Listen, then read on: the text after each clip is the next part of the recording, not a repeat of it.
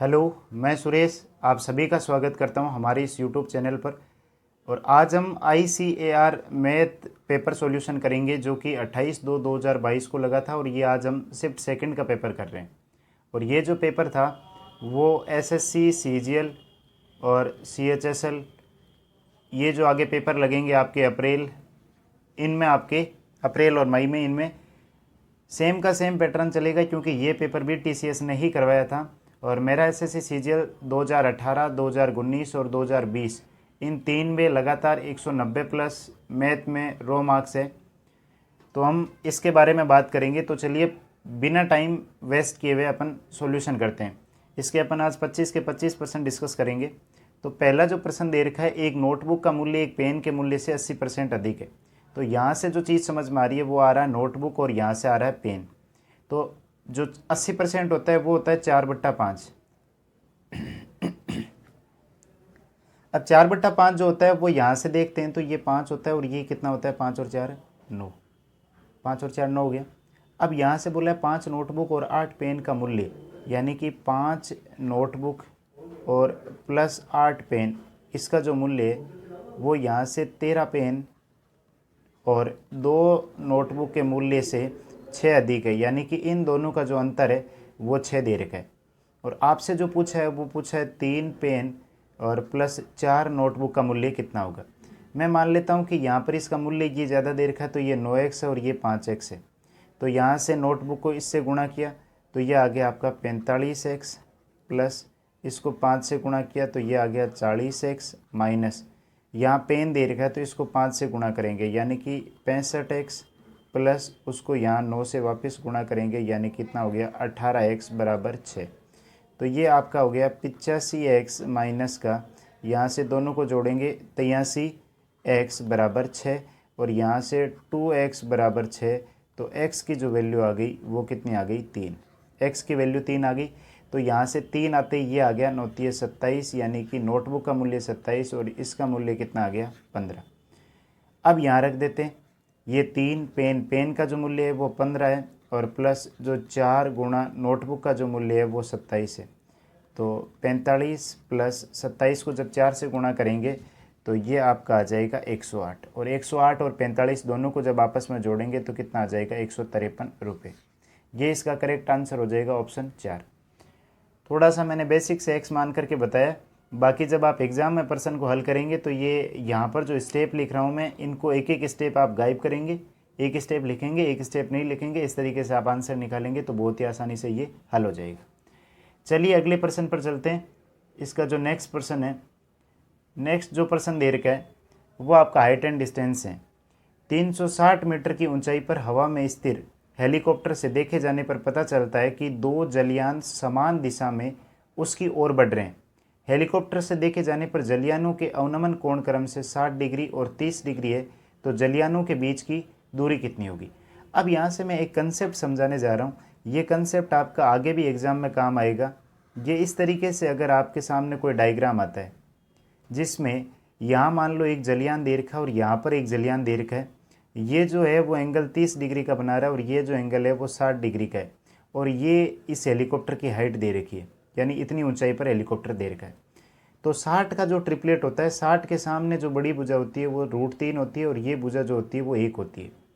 अब मैं पूरे बड़े ट्राइंगल की बात करूँ यहाँ से लेकर के यहाँ तक की, तो पूरे बड़े ट्राइंगल में 30 के सामने 1 होता है, तो यहाँ 30 के सामने रूट है 3 है, तो यहाँ से ये जो पूरी भुजा आएगी वो कितनी आ जाएगी आपकी 3। ये पूरी भुजा 3 है, ये 1 दे रखा है, तो यहाँ से यहाँ तक की लंबाई कितनी हो गई 2। तो अब आप ये चीज़ कहोगे कि ये जो 2 दे रखा है वो इन 2 जलयानों के बीच में या इन 2 पॉइंट के बीच की दूरी हो गई। अब जो प्रश्न में दे रखा है तो आप ध्यान रखोगे, जब भी 60 और 30 का जो आएगा उसमें आप ध्यान रखोगे कि बीच की दूरी 2 होती है, ये पॉइंट 1 होता है और ये पॉइंट √3 होता है। अब जो प्रश्न में दे रखा है ना ऊंचाई, वो √3 का मान दे रखा है 360, और यहाँ से आपसे 2 का मान पूछा है, क्योंकि जलयानों के बीच की जो दूरी है ना वो कितनी है 2 है। तो यहाँ से 1 का मान 360 बट्टा √3 और यहाँ से गुणा कर देंगे 2 से। मैंने ऊपर नीचे √3 का गुणा कर दिया तो ये पूरा 3 होगा और 3 का भाग इसमें देंगे तो 120। 120 को 2 से गुणा करेंगे 240 √3। ये इस प्रश्न का क्या हो जाएगा, सही आंसर ऑप्शन ए। ये सेकंड भी आपको समझ में आ गया होगा। बस क्या करना है इसमें, ये आपको जो डायग्राम दे रखा है इस डायग्राम को आपको ध्यान से नोट कर लेना और ये आपके आगे भी काम में आएगा 30 और 60 के इस तरीके के ट्रिपलेट में। चलिए अगले प्रश्न पर चलते हैं। अगला प्रश्न जो दे रखा है वो औसत का है। औसत में दे रखा है एक कक्षा में 72 विद्यार्थियों में से लड़कों की संख्या लड़कियों की संख्या से 40% अधिक है। गणित की परीक्षा में सभी विद्यार्थियों के औसत अंक 58 है। यदि लड़कियों के औसत प्राप्तांक लड़कों की तुलना में 50% अधिक है तो लड़कियों के औसत प्राप्तांक ज्ञात करो। अब यहाँ अपन गलती क्या करते हैं, इस 72 को जो यहाँ लड़के और लड़कियों की संख्या का अनुपात दे रखा है उसमें डिवाइड करते हैं। यहाँ कैलकुलेशन थोड़ी सी बढ़ जाएगी आपकी। अब देखो मैं यहाँ लिख रहा हूँ बॉयज़ और यहाँ पर लिख रहा हूँ गर्ल्स।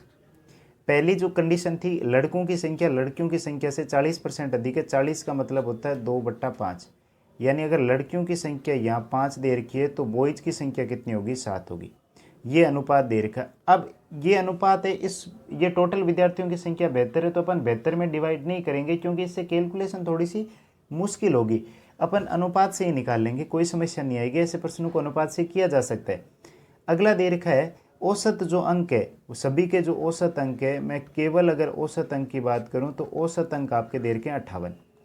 और यहाँ पर जो औसत अंक दे रखे हैं, औसत का अनुपात दे रखा है उसकी अगर मैं बात करूं तो लड़कों की तुलना में 50% अधिक है। इसका मतलब अगर लड़कों का 2 औसत है तो लड़कियों का औसत है 3। मैंने मान लिया कि लड़कों का औसत 2x है और लड़कियों का औसत 3x है।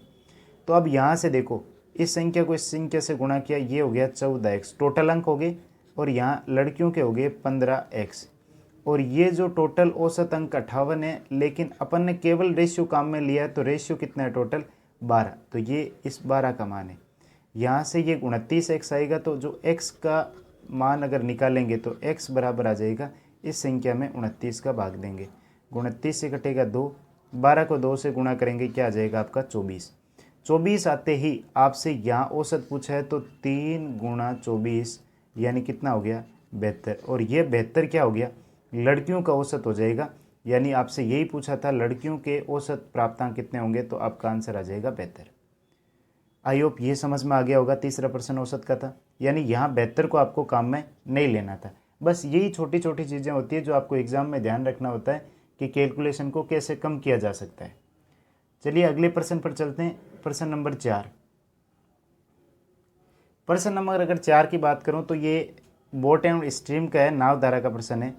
प्रश्न में बोल रखा है एक नाव द्वारा धारा के विपरीत दिशा में एक निश्चित दूरी तय करने में लिया गया समय धारा की दिशा में समान दूरी तय करने में समय का 2.5 गुना है, तो शांत जल, अब देखो यहाँ शांत जल में और धारा की दिशा में नाव की चालों का अनुपात क्या होगा।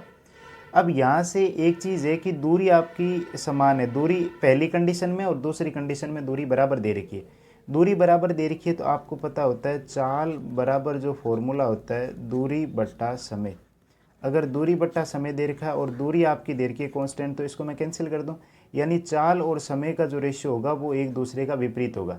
यानी ये कह सकते हैं कि जितनी ज़्यादा चाल होगी उतना ही समय आपको कम लगेगा।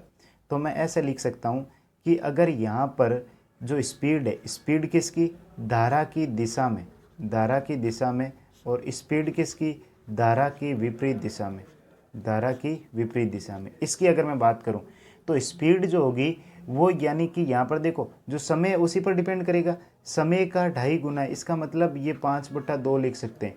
यानी अगर धारा के विपरीत इसकी स्पीड 2 थी तो धारा की दिशा में स्पीड कितनी होगी 5 होगी, ये 5/2 हो जाएगा। अब आपसे पूछा है शांत जल में और धारा की दिशा में। शांत जल का मतलब हो गया केवल शांत जल में आपको चाल निकालनी है और एक निकालनी है धारा की दिशा में, धारा की दिशा में। तो धारा की दिशा में अभी देखो धारा की दिशा में चाल कितनी आ रही है 5, तो ये तो अपन ने यहाँ लिख दिया 5। लेकिन शांत जल में निकालने के लिए तो धारा की दिशा में यानी x + y का जो मान है वो 5 है और धारा के विपरीत x - y का मान 2 है। तो ये जो होती है वो होती है शांत जल में, यानी 2x = 7, तो x का मान जो आएगा वो 7/2 आएगा। ये हो गई शांत जल की 7/2। अब ये 2 इधर गुणा हो जाएगा तो 7 अनुपात क्या आ जाएगा 10। ये क्या हो जाएगा, ये हो जाएगा शांत जल में और धारा की दिशा में नाव के चाल का अनुपात, ऑप्शन 4। तो ये आपका एक कंसेप्ट था जिसमें दूरी आपकी फिक्स बराबर रह रही थी। चलिए अगले प्रश्न पर चलते हैं। प्रश्न नंबर आपका दे रखा है 5। 5 आपका है डायग्राम का, यानी कि पाई चार्ट का या फिर डाटा इंटरप्रिटेशन का बोल सकते हो। थोड़ा सा कैलकुलेटिव ज़रूर है इस तरीके से कि यह आपको एक ग्राफ दे रखा है और आय दे रखी है और व्यय दे रखा है, और आपसे जो प्रश्न पूछा है वो ये पूछा है कि 2016, 2018 और 2019 में कंपनी की कुल व्यय, तो व्यय वाला ये पोर्शन रहा 2016 में, तो ये 2016 का है, और यहाँ पर ये 2018 का है, और यहाँ पर ये 2019 का है। ये 3 पोर्शन है। 5 वर्षों में कुल आय यानी ये 5 जो वर्ष दे रखे हैं, इन सभी की जो कुल आय है उसके 70% से लगभग कितने प्रतिशत कम है। पहले तो इन सभी को जोड़ते हैं तो यहाँ पर ये 0 और ये 5, 5, 10 और 8, 18, ठीक है 18, फिर 1 अच्छा 3, 3, 6, 2, 8, 2, 10, 2, 12 और 1, 13, यानी टोटल जो हुआ वो 1380 हुआ। लेकिन 1380 नहीं, 1380 का 70%, तो 1380 गुणा 70/100। तो ये जब गुणा करेंगे 8 7 56, 6 5, 21 और 5 26, यानी 2 7 और 2 9, 966। अब ये 966 और इन तीनों को आपस में एक बार जोड़ देते हैं। इन तीनों को जोड़ेंगे 5, 5, 10 और फिर ये 8, 7, 15, 5, 20, 2, 2, 2, 4, 1, 5 और 2, 7, यानी 700। अब ये बोला है कि जो 966 से ये 700 है वो कितने प्रतिशत कम है। तो मैं कहूँगा कि ये 266 कम है, कितने पर कम है 966 पर, और गुणा में क्या आ जाएगा 100। अब इसको आपको हल करना है, तो ये भाग जाएगा 2 बार, तो 6 दूनी 12, 12 और 1 13, 18 और 1 1932, इसमें से घटा देते हैं तो ये आएगा आपका 8 और ये आ जाएगा 4 यानी कि 2, और फिर यहाँ से 16 में से 9 गए 728, फिर 1 0 आएगा। अब ये भाग कितनी बार जाएगा, बस इसी को आपको ध्यान में रखना है कि भाग कितनी बार जाएगा। तो अब ये जो भाग जाएगा वो जाएगा आपका इसका 7 बार, 7 बार, यानी 966 को 7 से गुणा करेंगे 42 4, 42 4 46, 4 63 और 4 67, यानी ये आएगा। तो अब बस इतना सा देख लो, 27 पॉइंट समथिंग आंसर आएगा, और 27 पॉइंट इसका क्या आंसर आ जाएगा 5। 27.5 इसका क्या हो जाएगा करेक्ट आंसर हो जाएगा, और ऑप्शन इसका आ जाएगा 4। आई होप ये भी समझ में आ गया होगा। कैलकुलेशन करने से कोई फ़ायदा नहीं है, एक पॉइंट आते ही आप इसका आंसर लगा सकते हो। आ जाओ अगले प्रश्न पर चले। प्रश्न नंबर आपका जो दे रखा है वो 6 दे रखा है। 6 में क्या दे रखा है, रीना एक वस्तु को 28% के लाभ पर बेचती है। यदि वह इसे 30% कम पर खरीदती और 20.10 रुपये कम पर बेचती तो उसे 35% का लाभ होता है। यदि वह इसे 62.70 रुपये में बेचती है तो उसे होने वाला प्रतिशत लाभ या हानि ज्ञात करो। तो मैं सीधा सिंपल लिख रहा हूँ कि क्रय मूल्य जो था वो 100 रुपये था, 28% लाभ पर बेचा, इसका मतलब 128 में बेचा। अब अगर वो 100 की जगह 30% कम में खरीदती, इसका मतलब वो कितने में खरीदती 70 रुपये में, और यहाँ पर उसको 35% का लाभ होता। यानी कब होता, जब यहाँ ये 20.10 रुपये कम में बेचता। तो यहाँ 70 का जो है 35% लाभ का मतलब 135/100 कर दूँ मैं। यहाँ 1 0 से 1 0, इसको गुणा कर दो, 7 पंजे 35, 3 21 और 3 24, 2 7 और 2 9, यानी ये जो बेचता वो कितने में बेचता 94.5 में। अब ये 20.10 कम बेच रहा है, लेकिन यहाँ ये कितना कम है उसको देखना पड़ेगा। तो ये जो कम आ रहा है वो आपका 28 तो इसका, और यहाँ से कितना 5.5 यानी 33.5% कम है, और ये जो है ना वो 20.10 के बराबर है। जबकि यहाँ आपको बेचना कितने में 62.70 में। तो यहाँ मैं मान लेता हूँ ये प्रतिशत है, तो अब मैं 100 की वैल्यू नहीं निकालूंगा, 100 की निकालने में टाइम वेस्ट नहीं करेंगे, अपन सीधा लिख देते हैं 33.5 में ये 20.10 का भाग दिया एक का, और इसको गुणा कर दिया 62.7 से, क्योंकि ये जो था वो भी रुपये ये भी रुपये, तो 2 रुपये में एक एक नियम लगा दिया अपन ने। अब ये जो संख्या आएगी वो प्रतिशत में आएगी। अब प्रतिशत में आएगी तो क्या करते हैं, ये पॉइंट हट जाएंगे, तो मैं इसको सीधा लिख देता हूँ यहाँ 335 और ये 201, और यहाँ से आएगा 627, और यहाँ मैं इसका पॉइंट लगाते हैं तो 10, क्योंकि ये पॉइंट और ये पॉइंट तो होके कैंसिल। अब इसको हल कर देते हैं। 3 से अगर मैं काटूँ तो 6 18, 7 21, 3 से काटा तो ये 2 और ये 209, और इसका भाग जब इसमें देंगे तो ये पूरा पूरा चला जाएगा 5 बार। अब इसको गुणा कर देते हैं, 9 पंजे 45 और ये हो गया 5 दूनी 10 और डिवाइडेड बाई 10, यानी क्या आया 104.5%। इसका मतलब 100 से कितना ज़्यादा आ रहा है 4.5%। तो ये 100 से जितना ज़्यादा आएगा वो उतना उसका क्या हो जाएगा, लाभ हो जाएगा। तो यहाँ इसको लाभ हो रहा है 4.5% का। तो ये इसका करेक्ट आंसर हो जाएगा, 4.5% का क्या हो जाएगा, लाभ। तो ये आपके समझ में आ गया होगा। यहाँ बस एक तरीका ध्यान रखना था कि यहाँ 100 की वैल्यू को नहीं निकालेंगे, ठीक है। अगले प्रश्न पर चलें। प्रश्न नंबर इसका दे रखा है 7। देखो 7 जो प्रश्न है ना वो इम्पोर्टेंट प्रश्न है। यहाँ जो ये वैल्यू दे रखी है इसका मान निकालना, तो ये जो दे रखा है ना ये पावर में 4 है, ठीक है, और ये 24 माइनस 16 रूट 2 और ये है अंडर रूट में 4 प्लस 2 रूट 2। तो अगर मैं केवल इसी की बात करूं कि अगर ये दे रखा है 24 माइनस 16 रूट 2, तो क्या मैं इसको अगर स्क्वायर के रूप में लिखूं तो ऐसे लिख सकता हूं कि 4 माइनस 2 रूट 2 इसका स्क्वायर। क्या इसको ऐसे लिखा जा सकता है? अगर ऐसे क्यों लिखेंगे, क्योंकि जैसे ही मुझे ये 16 दिखाई दिया तो ये 4 को 2 से किया 8 और एक जो 2ab वाला 2 आता है वो 2 यानी 16 रूट 2 हो जाएगा। तो ये स्क्वायर है और इसके ऊपर पहले से जो पावर है ना वो 1/4 लग रखी है। तो ये जो वैल्यू आएगी वो अंडर रूट में आ जाएगी 4 माइनस 2 रूट 2। और आगे जो गुणा में जो संख्या है वो मैं वापस लिख देता हूँ, ये है 4 प्लस 2 रूट 2। अब जो ये आपस में जब दोनों गुणा होंगे तो ये अंडर रूट में ही वैल्यू आएगी। ये a मान लो, ये b और ये a और ये b, a plus B a minus B यानी a स्क्वायर यानी कि 4 चौक 16 माइनस b स्क्वायर यानी कि 2 रूट 2 का स्क्वायर जब करेंगे तो ये 8 आ जाएगा। तो ये आ जाएगा अंडर रूट में 8 और अंडर रूट 8 का मतलब होता है 2 रूट 2। तो ये इसका सही आंसर हो जाएगा ऑप्शन 4। बस इसमें केवल इसी टर्म को आपको ध्यान रखना था कि 24 माइनस 16 रूट 2 की पावर जो रूट में 4 लिख रखा है उसको कैसे हल करते हैं। चलिए अगले प्रश्न पर चलते हैं। अगला जो प्रश्न है वो आपका आया है ज्योमेट्री का। इसमें बोला त्रिभुज एबीसी में ए बी बराबर 12 ए सी बराबर 35 है और कोण ए बराबर 90 डिग्री है। तो कोण ए 90 डिग्री देते ही मैं क्या करता हूँ, पहले त्रिभुज को ड्रॉ कर लेता हूँ। ये आपका आ गया त्रिभुज, कोण ए 90 है तो ये ए और इसको बी और सी कुछ भी मान सकते हैं अपन। तो इसको मान लेते हैं अपन, ये मान लेते हैं आपका बी और ये मान लिया आपने सी, या इसको बी मान लो या इसको सी मान लो, कुछ भी मान सकते हैं अपन। ये सी, ए बी बराबर है 12 सेंटीमीटर और ए सी बराबर है 35। तो आपको ये पता है कि 12, 35 और 37 का एक होता है ट्रिपलेट, यानी कर्ण 37 होता है। तो ये मुझे निकालना नहीं पड़ा, यहाँ पर मैंने लिख दिया 37। अब उसने बोला कोण ए का समद्विभाजक बी सी को बिंदु डी पर मिलता है। ये कोण ए का समद्विभाजक जो है वो बी सी को बिंदु कहाँ पर मिल रहा है, डी पर। कोण समद्विभाजक का मतलब होता है कि ये जो इस भुजाओं को, इस भुजा को ये 12 और यहाँ वाला ये 35 इस अनुपात में डिवाइड करेंगे।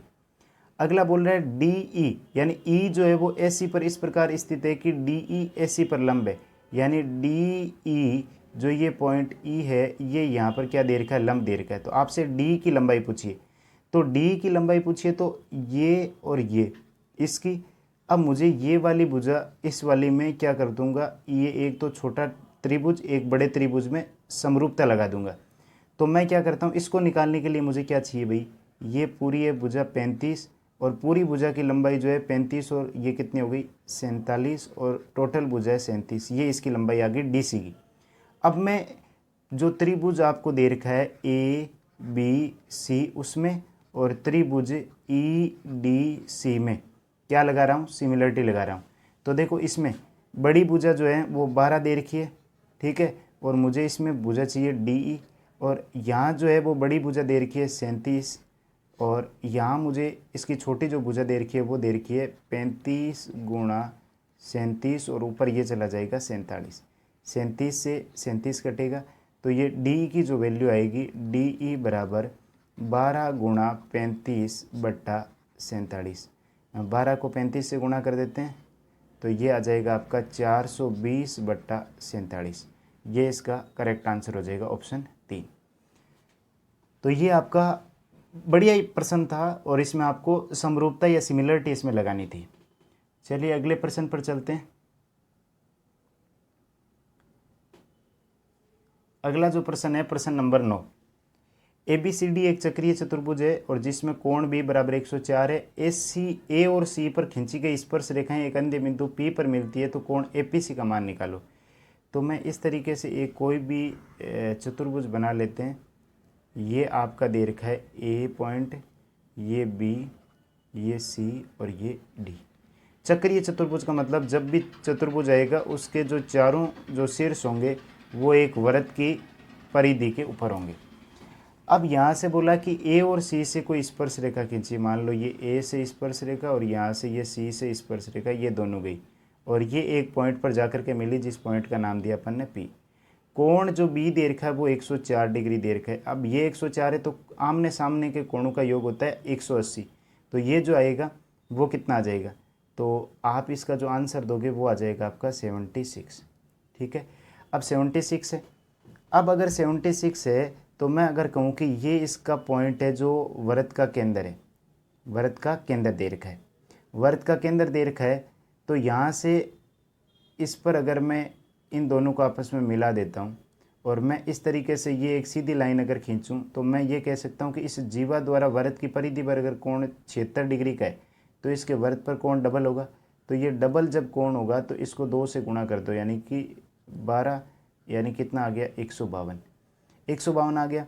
अब ये वृत्त की क्या दे रखी है, त्रिज्या। वृत्त की त्रिज्या और स्पर्श रेखा के बीच कोण होता है 90 डिग्री, ये कोण होता है 90 डिग्री 180। तो इस O वाले का और इस P वाले का योग भी 180 होगा। इसका मतलब 152 जो था उसमें क्या जोड़ा जाए कि 180 हो जाए, तो आपका जो आंसर आएगा वो कितना आ जाएगा 28 डिग्री। तो इस प्रश्न का आंसर हो जाएगा C, 28 डिग्री। तो ये इसका चक्रीय चतुर्भुज की प्रॉपर्टी थी। चलिए अगले प्रश्न पर चलते हैं। प्रश्न नंबर आपका दे रखा है 10 में दे रखा है एक निश्चित कार्य को करने के लिए ABC की समताओं का अनुपात है 3, 5, 6। समता का जो मतलब होता है वो होता है एक दिन में किया गया कार्य। ABC की जो समता है वो है 3, 5 और 6। इसका मतलब A एक दिन में 3 काम करता है, B एक दिन में 5 काम करता है और C एक दिन में 6 काम करता है। एक साथ कार्य करते हुए उस कार्य को 15 दिन में पूरा कर सकते हैं। अगर मैं तीनों की बात करूं तो ये तीन जो है वो कितना काम कर रहे हैं एक दिन में 14, और पूरा काम 15 दिन में पूरा कर रहे हैं। तो इसका मतलब अगर मुझे कुल जो कार्य निकालना होगा वो मैं गुणा कर दूंगा 14 गुणा 15, ये आ जाएगा पूरा काम। तो इसको अगर मैं गुणा करूं तो ये कितना आ जाएगा 210। अब A और C ने मिलकर 7 दिन तक कार्य किया, यानी A और C जो है वो कितना काम कर रहे हैं एक दिन में 9, और इन्होंने 7 दिन तक काम किया तो इन्होंने कितना काम कर दिया 63।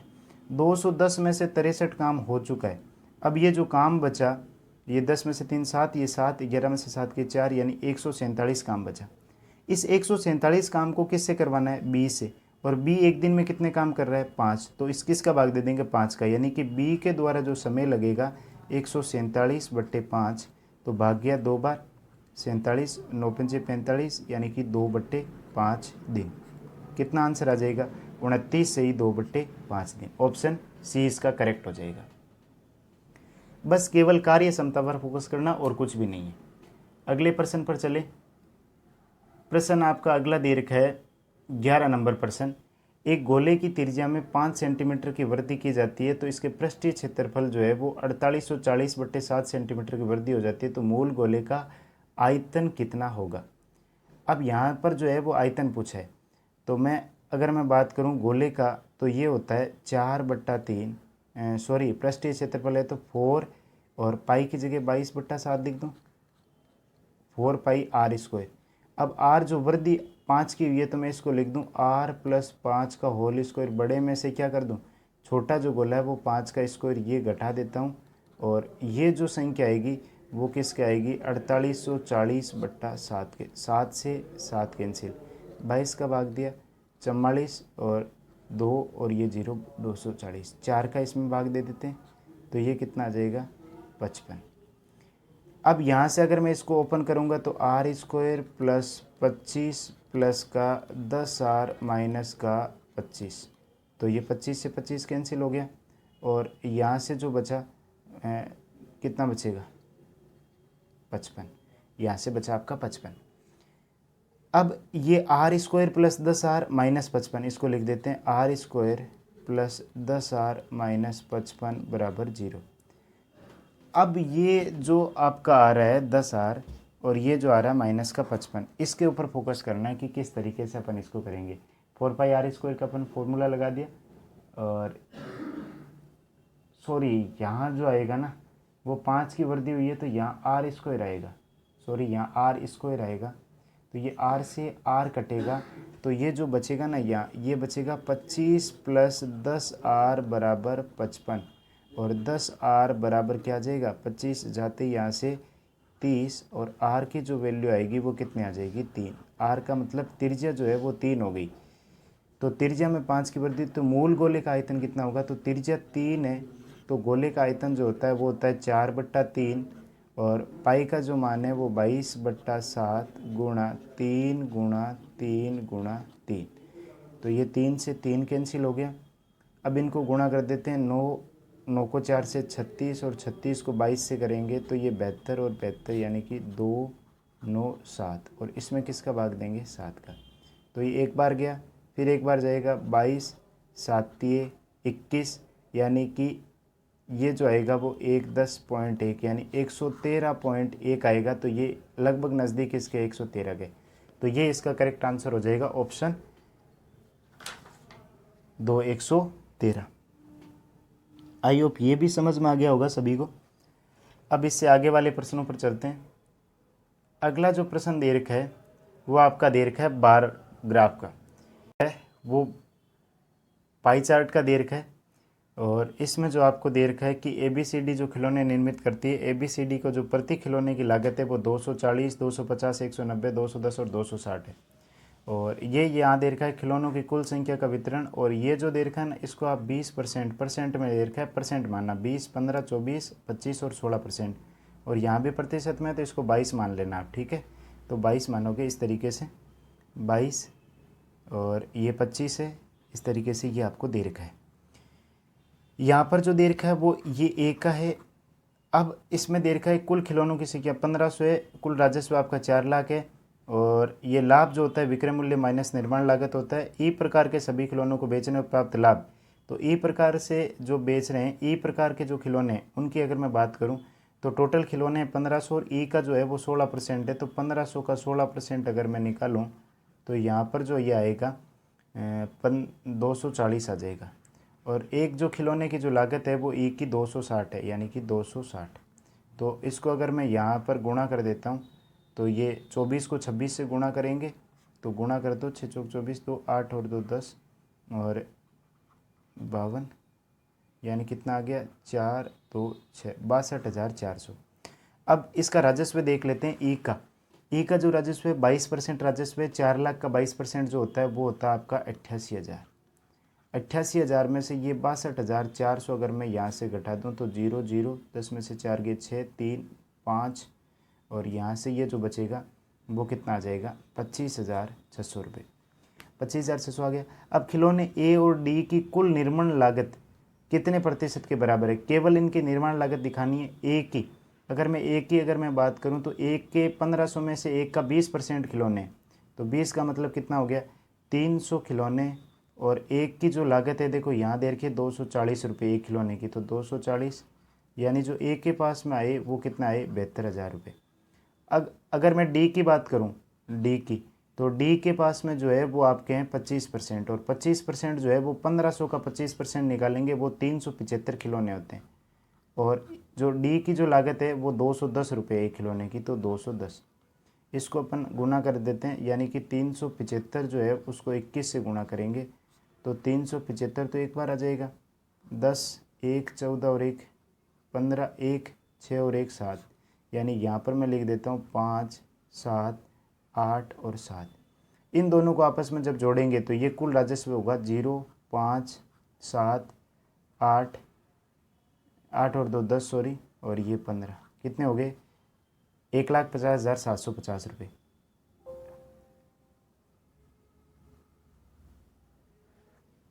अब यहाँ पर 1,50,750 जो रुपये हुए हैं उसका आपको प्रतिशत निकालना है कितने पर 25,600 600 रुपये बट्टा 150 750 और गुणा में क्या कर देंगे 100।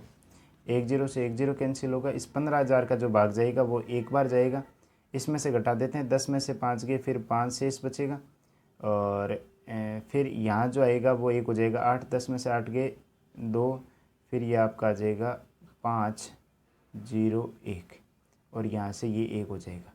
तो ये जो आपका 15 जग होगा 15 7 105 होगा, तो ये लगभग जो आएगा वो 7 के समथिंग आएगा प्रतिशत में। तो ये 17% इसका क्या हो जाएगा आंसर हो जाएगा, करेक्ट आंसर हो जाएगा इसका 17%। गया होगा। अब चलते हैं अपन अगले प्रश्न पर। अगला जो प्रश्न दे रखा है वो आपका दे रखा है डिविजिबिलिटी रूल का।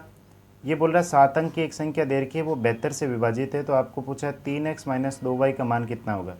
72 से विभाजित होने का मतलब वो संख्या 9 से भी विभाजित होगी और 8 से भी होगी। तो 8 का रूल कहता है कि लास्ट के 3 अंकों में 8 का भाग दे करके देख लो। तो 9 3 और y और इसमें जो डिवाइड करेंगे वो किसका करेंगे 8 का। तो ये हो जाएगा 8, फिर जो शेष बचेगा 1 13, फिर 8 का जाएगा, फिर शेष बचेगा 5 और यहाँ से y देंगे। तो ये जो होगा 8 का भाग अब कितनी बार होगा 8 7 56 होता है, 56 होता है। इसका मतलब y का जो मान आ गया वो आ गया वैल्यू 6। y की वैल्यू अगर मैं यहाँ 6 रखूँ, अब 9 का जो डिविजिबिलिटी रूल कहता है कि आप 9 9 के पेयर बना लो। 6 और 3 9, ये कैंसिल हो गया, 9 ये कैंसिल हो गया और 6 और इसमें से 3, तो यहाँ कितना शेष बचा 4, यानी 4 + x बचा। तो x की जगह मैं क्या रखूँ 5, तो ये 9 हो जाएगा। इसका मतलब x की वैल्यू 5 आ गई।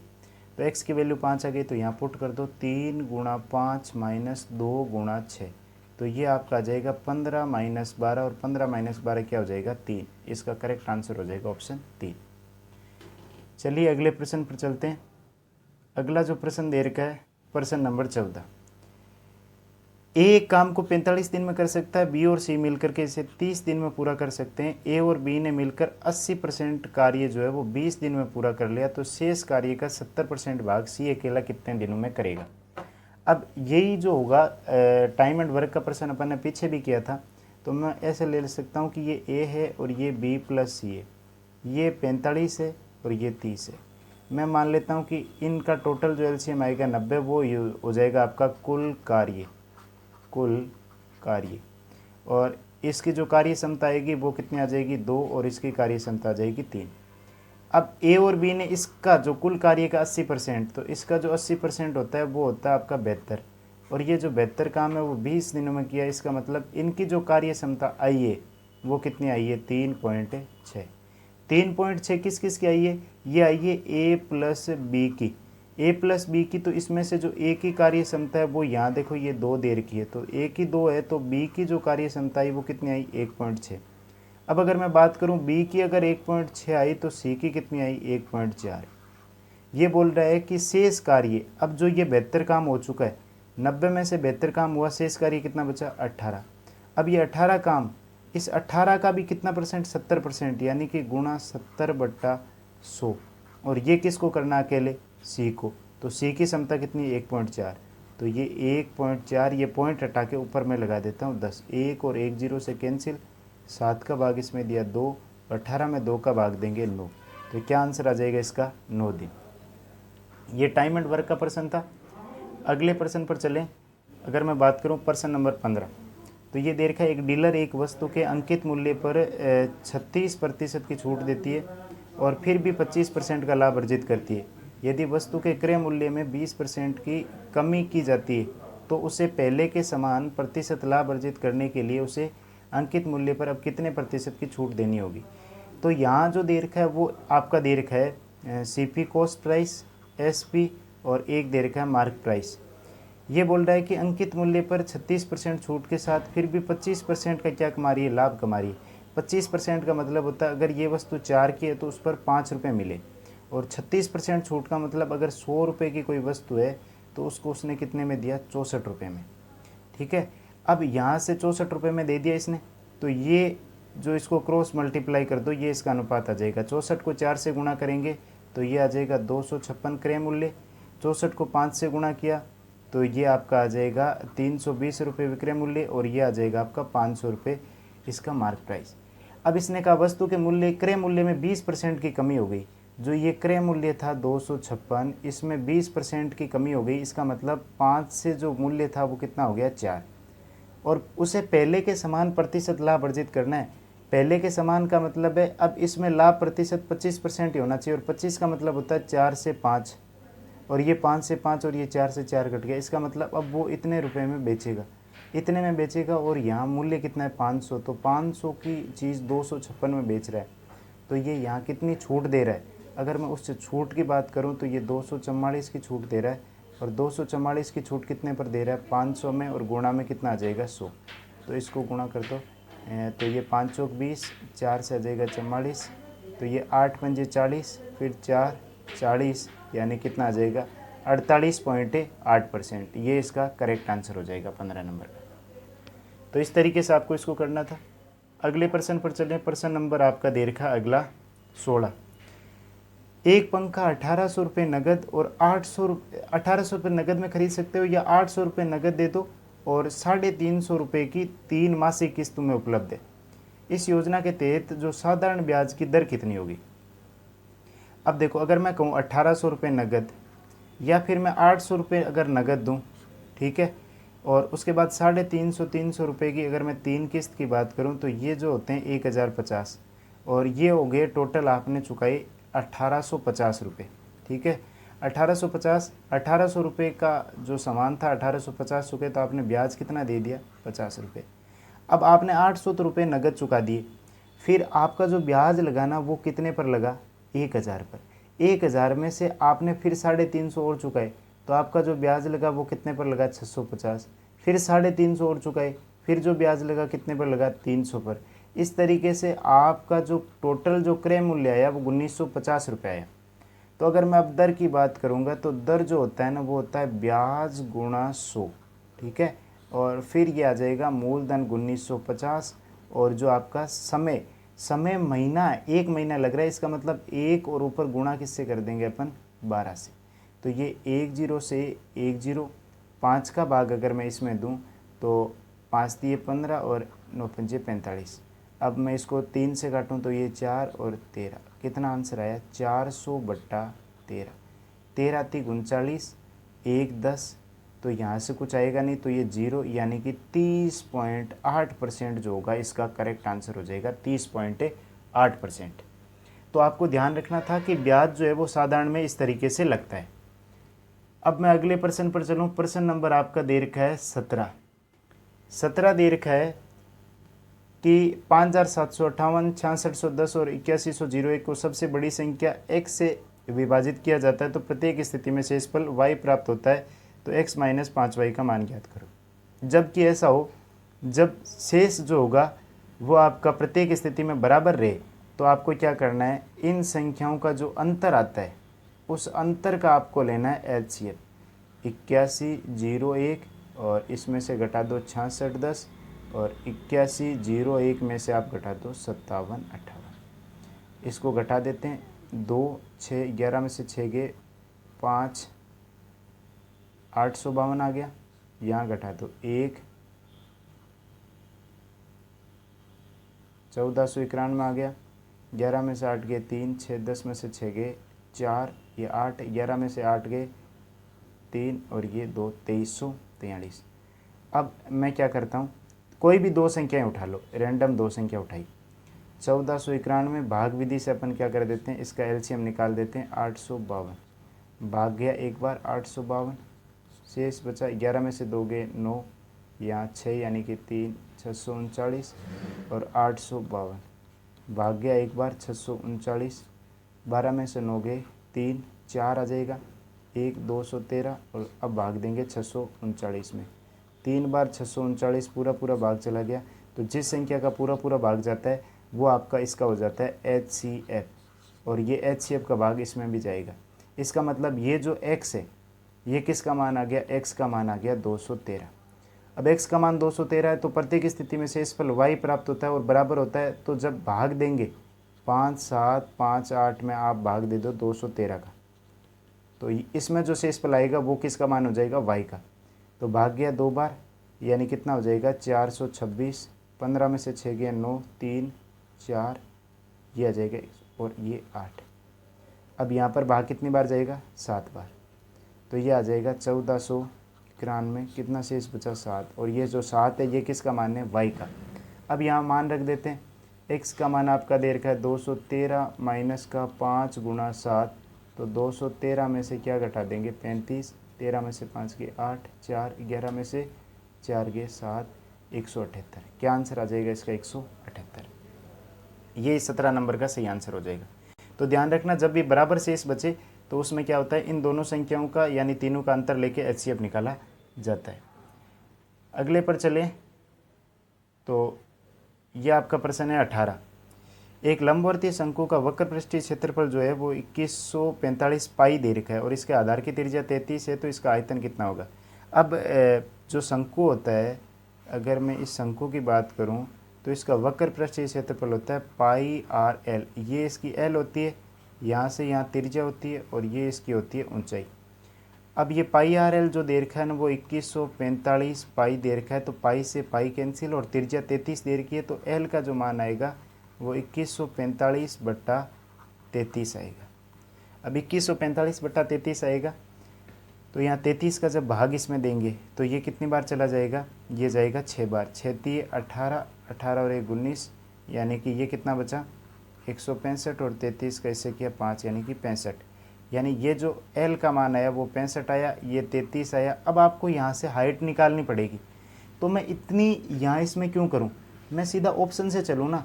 आयतन जो होता है वो 1/3 होता है, 1/3 पाई, और जो होता है आर स्क्वायर यानी 33 × 33 × h। h का मान मुझे नहीं पता है, लेकिन पाई का मान जो होता है, पाई का मान पाई दे रखा है, 3 से इसको काटा है 11। इसका मतलब क्या हुआ, यानी उस संख्या में 11 का भी भाग जाएगा और उसमें 33 का मतलब 3 का भी भाग जाएगा, तो 11 का भाग तो सब में जा रहा है, तो अपन 3 का भाग चेक कर लेते हैं। तो 3 के भाग के लिए देखो योग क्या होता चाहिए, 3 से विभाजित होना चाहिए, तो 5 5 10 और 2 12, 12 और 4 16, नहीं हो रहा ना 3 से विभाजित, 16 जो है 3 से विभाजित नहीं हो रहा, और यहाँ 9 और 1 10, 6 16 और 4 20, 20 भी 3 से विभाजित नहीं हो रहा, जो 7 7 14, 6 20 और 6 26, 26 भी नहीं हो रहा, 8 2 10 3 13 2 15, 15 3 से विभाजित हो रहा है। इसका मतलब ये इसका करेक्ट आंसर हो जाएगा ऑप्शन 1। मुझे यहाँ हाइट निकालने की ज़रूरत है ही नहीं, केवल ऑप्शन से अपन चलेंगे। अगले प्रश्न पर अगर चले तो इसका प्रश्न दे रखा है 19। ABC में जो राशि बांट रखी है A, B और C, ABC में 1/3, 1/6 और 3/4 में बांट रखी है। प्रत्येक तिमाही के अंत में A अपनी पूंजी तो आधी कर लेता है और B अपनी पूंजी दोगुनी, यहाँ देखो दोगुना कर लेता है, C अपनी पूंजी अपरिवर्तित रखता है, तो वर्ष के अंत में कुल लाभ में से A का हिस्सा 2.5 लाख है, तो C और B का हिस्से का अंतर ज्ञात करो। तो अब मैं यहाँ जो है वो 12 से गुणा कर देता हूँ, या एलसीएम लेकर के आप किसी से भी गुणा कर दो, 24 से कर देते हैं ताकि आसान रहेगा। तो यह आ जाएगा आपका 8, और ये आ जाएगा 4, और ये आ जाएगा आपका 18। ठीक है, अब ये पहले 3 महीने के लिए था, ये पहले 3 महीने के लिए था, और ये पूरे 12 महीने के लिए था, तो इसको भी मान लो ये 3 ही रख लेते हैं।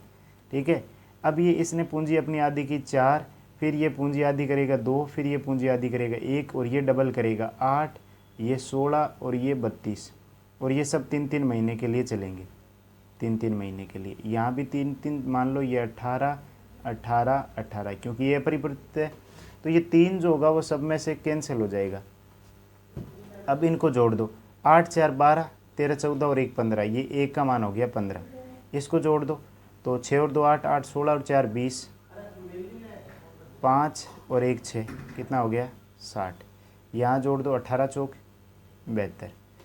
अब अगर मैं बात करूँ इसकी, तो यहाँ 3 ये किससे कट रहा है, आपका 3 से कट रहा है, तो ये आ जाएगा 5, ये 12, और ये 3 से कितना हो जाएगा, सॉरी ये हो जाएगा 20, और ये 24।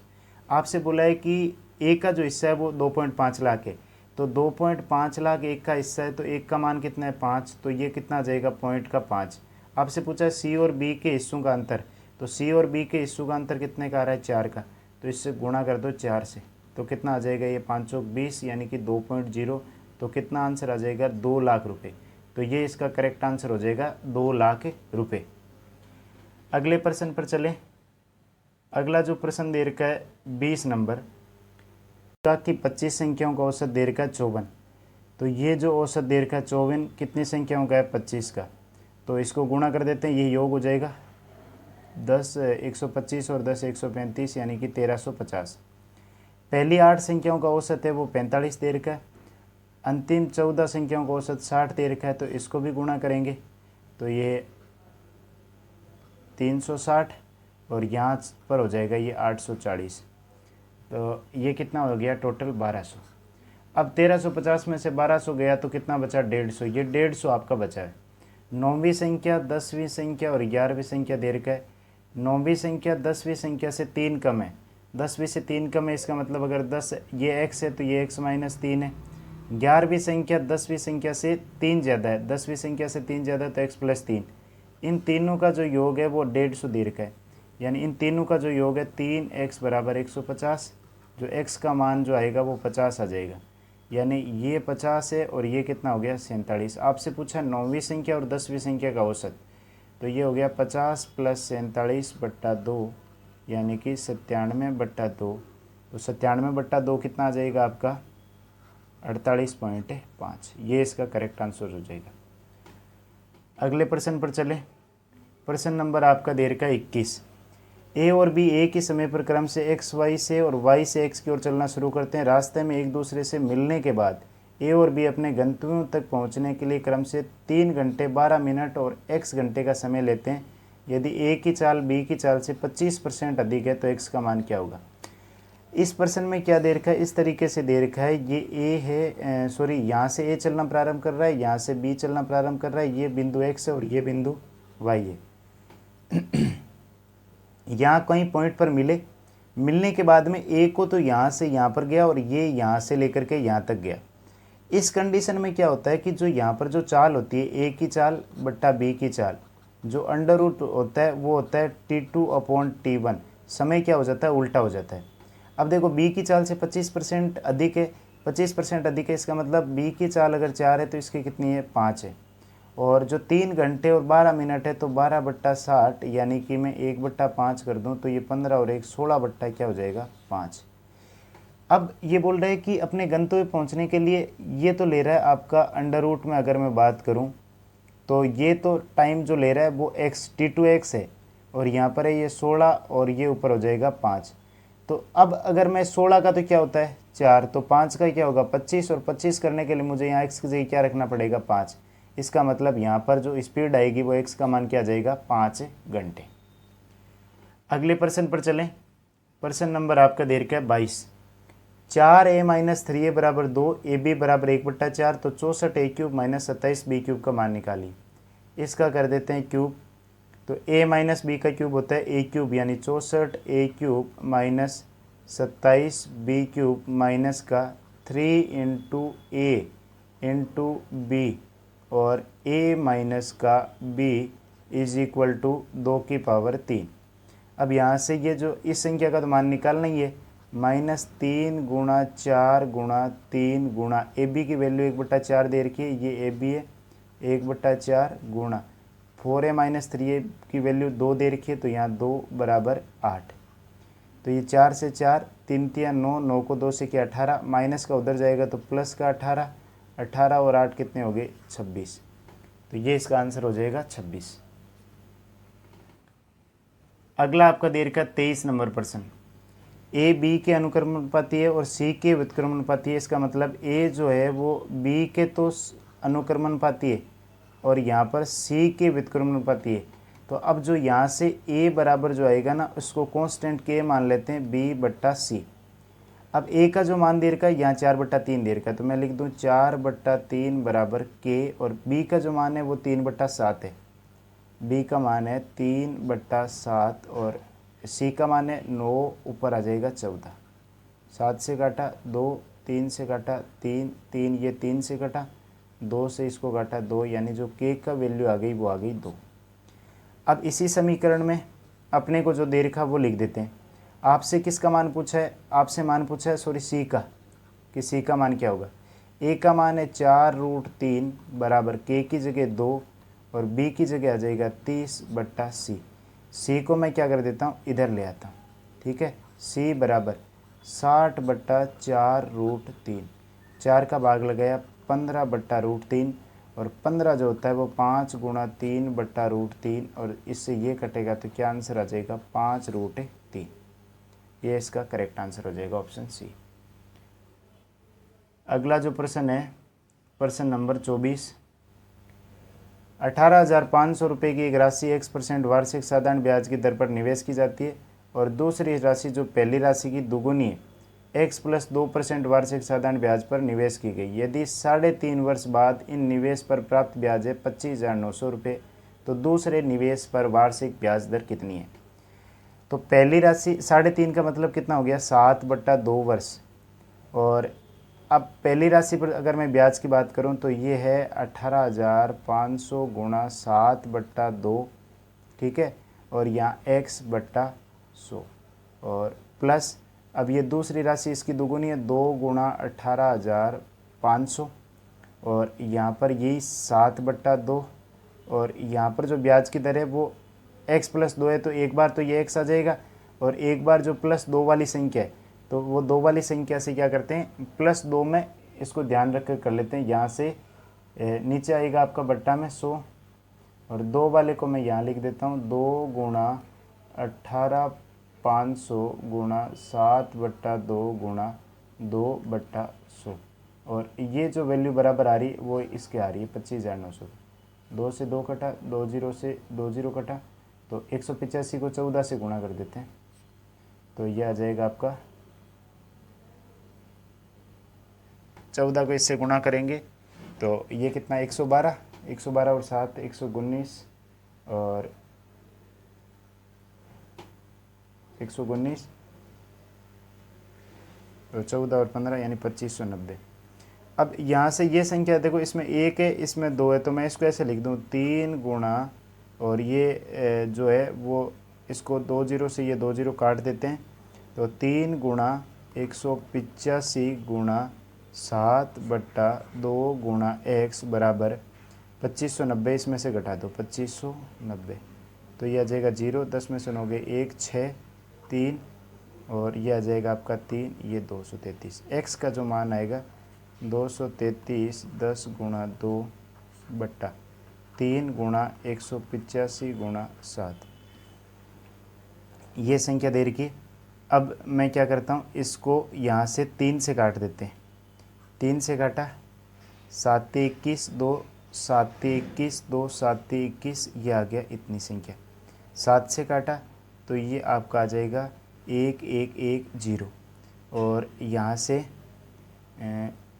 अब मैं 5 से काट दूँ तो ये आपका आ जाएगा 222 गुणा ये 2 यहाँ था और इसको 5 से काटा तो 3 और ये आ जाएगा 7। 37 से इसको काटा तो 37 का भाग इसमें 6 बार जाएगा और 6 को 2 से गुणा करते ही 12% है। इसने बोला है कि दूसरे निवेश पर वार्षिक ब्याज की दर दूसरे पर है x+2%, तो 12 + 2 यानी कितने परसेंट आ गई 14%, तो इसका आंसर आ जाएगा 14%। तो इस पेपर का अपन लास्ट प्रश्न ले रहे हैं प्रश्न नंबर 25 नंबर प्रश्न ये बोल रहा है कि एक फल विक्रेता के पास में कुछ सेब है, कुछ केले और कुछ संतरे हैं।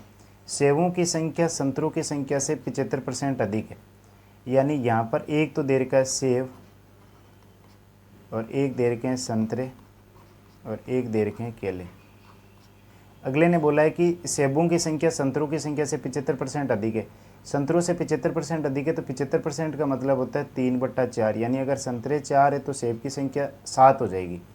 केलों की संख्या सेबों और संतरों की कुल संख्या से 60%, सेब और संतरों की कुल संख्या कितनी है 11, उससे 60% कम है, इसका मतलब यानी ये कितनी है 40% ये, तो ये हो गई आपकी 2 से काट दो 2 5 यानी कि 22/5। अब आपसे पूछा है कि केलों की संख्या सेबों की संख्या से कितने % अधिक है, तो केवल सेब और केले की बात करें तो ये इसको गुणा कर दो। सेब आपके पास अगर 35 है तो केले कितने हैं 22, तो केलों की संख्या है वो सेबों की संख्या, सेबों से तुलना हो रही है, ये इससे कितनी कम आ रही है, तो आप इसको कहोगे कि ये इससे आ रही है कम है आपकी 13, और कितने पर आ रही है 35 पर, और गुणा में आ जाएगा 100। 5 से काटा 7 और ये आ जाएगा 20, यानी कि 260/7। 7 का भाग दिया 7 21 5 50 और ये फिर आएगा 749 यानी कि 37.1% क्या आ जाएगा इसका आंसर। तो ये इस पेपर का कंप्लीट सॉल्यूशन था। आई होप सभी को पसंद आया होगा।